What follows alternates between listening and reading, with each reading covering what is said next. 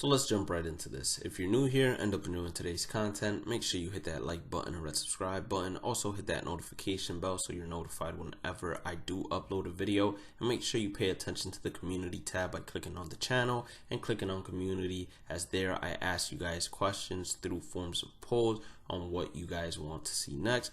Also, make sure you follow me on all social medias at BladeMiss, same way it's spelled, on the YouTube channel username. So the programs are very similar to how they were in 19. You have dailies to do, showdowns are the form of moments, missions are tallying stats, conquest is the conquest map specific to the inning program, and then you have collections to do. We have a set of prospect collections and then a set of the first inning collection, which I would assume are the bosses. The prospects is one of the sets that we have in the community market to buy in terms of packs when the game drops. Now, the henchmen are now at 150 program stars, and when it comes down to these three, I would give you guys my choice, but of course you guys don't have to follow me. You guys pick whoever you want and you build the team however you want to. I'm just telling you guys who I would pick from a competitive standpoint. So when I looked at Tom Seaver, my choice was between Tom Seaver and Adam Dunn. I decided to go with Adam Dunn because Tom Seaver lacks a changeup. Adam Dunn primary position is left field. I understand he does not have great fielding and he does not have great reaction, so of course you wouldn't want him in left field to begin with. So that's perfect because we wouldn't have him in left field. What you would do is, instead of picking, let's say, David Ortiz as the starter diamond, you would go with Adam Dunn and you would put him at first base. Why? Because first base is usually one of the easiest positions to actually go and replace in this game, and they are one of the positions that don't require any defense. Not that David Ortiz would have better defense than Adam Dunn to begin with, and I do believe when it comes to splits, Adam Dunn will also have better numbers against right-handers than David Ortiz. That's why when it comes to picking your starter diamonds, I will make a separate video on who I would go with from a competitive standpoint. Now, when it comes to these 300 stars program bosses for the first inning, you have Todd Helton for first base, which I repeat, first base, one of the easiest positions to replace in this game, so not really the guy I would say to go with. I would have him ranked at number 3.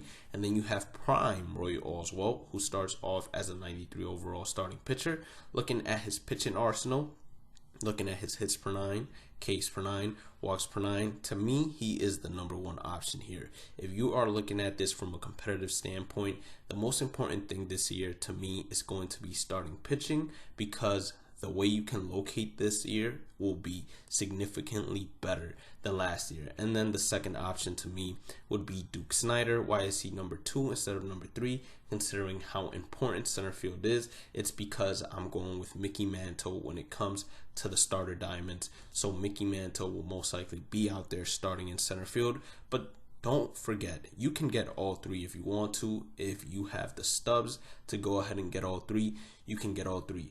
So they came out with something new. It's called Prestige Diamonds. Basically, you upgrade that diamond from a 93 to a 95. In Todd Helton's case, I believe it's from a 91 to a 93. And then Roy Oswalt, 93 to 95. I can't remember exactly what it is for Duke Snider, and I might have gotten the numbers wrong for Todd Helton, but you guys will see it. So Todd Helton goes from a 91 to a 94. If you pick Roy Oswalt, as I will, you will see that when it comes to attributes, he is the one that gets the most significant boost to all-around stats, or attributes I should say, that matter in the game. Not only that, but you'll have a 95 overall starting pitcher to start the game off with, and he will be very similar to what Adam Wainwright was last year for everybody. Now, one thing you might be saying to yourself is, okay, I see these are the new Prestige Diamonds, but how exactly do you get them?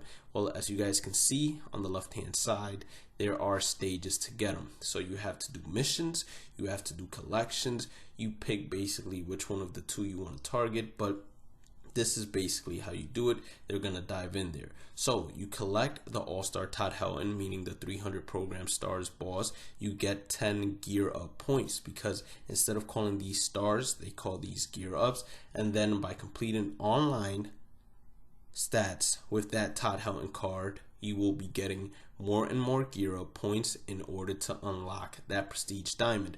So to me, it's a very new interesting feature that they added to the game, one that I welcome with open arms, because it goes ahead and gives you guys an aspect to the game that we felt like was missing in the MLB The Show 19, which was the stat grind with certain cards in online games. To me, this is going to be spectacular, and I can't wait to see all the cards that we have left that we're going to be able to go ahead and prestige from a regular diamond, and then go ahead and make them a prestige diamond, such as me going for Roy Oswalt off rip. Because I'm telling you guys, as soon as the game drops, make sure you hit that red subscribe button, turn the notification bell on if you haven't already. But the first thing I'm doing is I'm showing you guys the first inning conquest map, how to complete it as fast as possible, as well as all the hidden rewards.